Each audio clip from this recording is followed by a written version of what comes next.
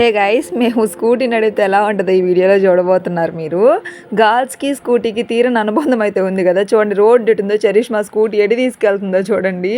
నాకైతే అసలు scooty drive చేయడమే రాదు, ఇంకా చరిష్మా కొంచెం వచ్చు అనమాట. బాగానే తోలిద్ది, ఏందో సిటీలో తోలాలంటే తనకు కొంచెం భయం అనమాట. వీడియోలో ఉన్న వాయిసే పెడదాం అనుకున్నాను, ఫుల్ కామెడీ అనమాట. తను డ్రైవ్ చేస్తే బ్రేక్ నేను వేయాలన్నమాట, లైక్ స్టాండ్ అన్నీ నేనే వేయాలి.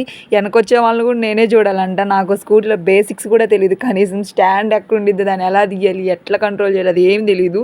తను డ్రైవ్ చేస్తుంటే వెనకొచ్చే వాళ్ళకి నేను ఆగండి, లేదంటే తను టర్న్ తిప్పుతుంటే వెనక ఎవరైనా వస్తున్నారా, ముందు ఎవరైనా వస్తున్నారా అన్నీ నేనే చూసుకుంటా అన్నాను.